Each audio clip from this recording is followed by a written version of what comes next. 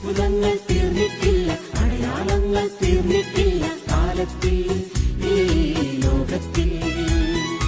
എൻ്റെ പേര് പൊന്നുമാണ്, എൽപ്പള്ളിയിൽ നിന്ന് വരുന്നു. കാലിൽ വേദന, കോല് കുത്തിയിട്ട് വേദനയുണ്ടായിരുന്നു. കോല് കുത്തിയിട്ട് അപ്പോൾ കുറച്ച് അപ്പളെ അച്ഛൻ പറഞ്ഞത് കാലിൻ്റെ മുകളിൽ വേദനയുള്ള ആളാണ് യേശു വസിക്കുന്നു. അപ്പോൾ വേദന തീരില്ല. അപ്പം വേദനയില്ല, വേദനയില്ല. വേദനയില്ല. വരുമ്പോൾ വേദന ഉണ്ടായി, നടക്കാൻ പറ്റാണ്ടിരുന്നായിരുന്നു. നടക്കാൻ പറ്റില്ലായിരുന്നു. റൈറ്റ് കാലിൻ്റെ പാദത്തിൻ്റെ മുകളിലായിരുന്നു വേദന, നടക്കാൻ പറ്റില്ലായിരുന്നു. കയറി വന്നപ്പോൾ വേദന ഉണ്ടായി. ആദ്യത്തെ ആ കുടുക്കുകൾ അഴിക്കുന്ന ജപമാല കഴിഞ്ഞുള്ള ഡെലിവറൻസിൻ്റെ സമയത്ത് ആ സഹോദരനെ ഈശോ സുഖപ്പെടുത്തി. ഇതിപ്പോൾ ഒരാഴ്ചയായിട്ടുള്ള വേദന ഉള്ളൂ, പക്ഷെ ശക്തമായ വേദനയാണ്. ഇന്ന് വചനം കേൾക്കാൻ വന്നത്.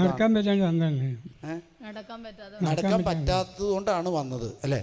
നമ്മൾ നടക്കാൻ പറ്റാത്തതുകൊണ്ട് വീട്ടിലിരിക്കുന്നത് അല്ലേ? നടക്കാൻ പറ്റാതിരിക്കുമ്പോൾ, വേദനിക്കുമ്പോൾ, ഓപ്പറേഷൻ ഫിക്സ് ചെയ്തപ്പോൾ നമ്മൾ എന്ത് ചെയ്യണം? ദേവാലയത്തിൽ പോയി പ്രാർത്ഥിക്കണം.